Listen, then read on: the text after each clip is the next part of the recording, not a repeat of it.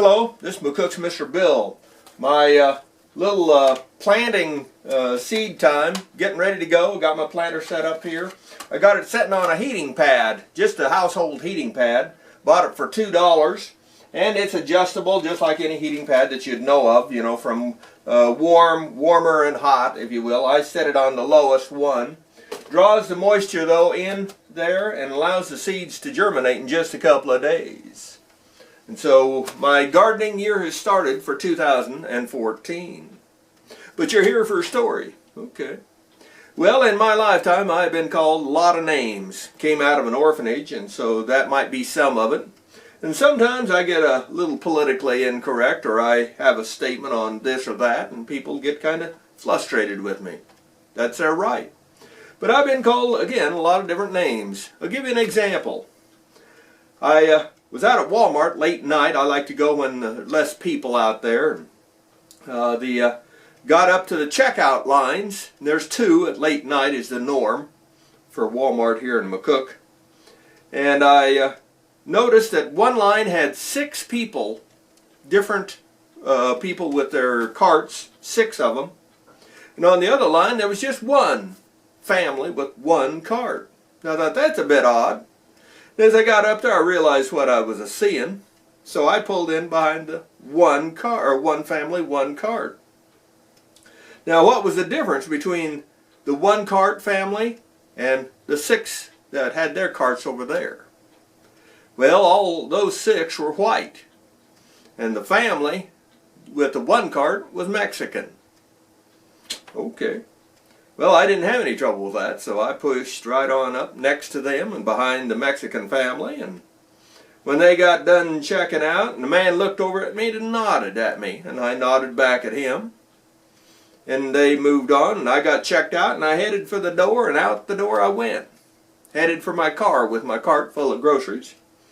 And as I was pushing it and getting closer there, one of the guys that had been checked out on the other line, he was had unloaded his cart already and bringing it back to the cart lot, if you will, to shove it in there. And as he walked by me, he said, "Mr. Bill," he said, "I didn't know you was a Mexican lover." I didn't know you was a Mexican lover. And I said back to him, "Well, sir, I've been called a lot worse than that in my life." That was one of them. Had another one out there at Walmart, and there was there were 3 people ahead of me, and I pulled up the cart behind this checkout line, and there was a woman ahead of me with a cart, a man ahead of her, and then another man up there. The man second in line to be checked out, he said, "Make him take his shoes off before you sell him anything. Make him take his shoes off." Now I hear stuff all the time, but I thought that was a bit odd, so I wasn't paying attention. I looked up to see, and the man up front, the guy had been talking to him, he had an outfit on. First I thought it was a postal worker, but it wasn't. On the armband it said TSA. Okay. And the guy said it again. He said, "Make him take his shoes off." Well, the guy with the TSA said, "I don't want no trouble, sir." And the other guy said, "Let me out of line." So he pushed his cart out of line. The woman and I backed up enough that he could get out and go to another line. He wanted nothing to do with that TSA man. And the woman standing there, I don't know if they were connected or whatever, she said, "Excuse me, I think I want out of here too." And so she pulled out of line and she went to another line too. Well, I hadn't had real problem or anything. I've never had direct confrontation, never had any chance. Don't fly or nothing with my tinnitus, ringing ear. And so I pulled up behind him, and he was still looking at him, and you could tell he was anything but happy. And he looked at me and he said, "You know, there sure is a lot of white trash in Nebraska, isn't there?"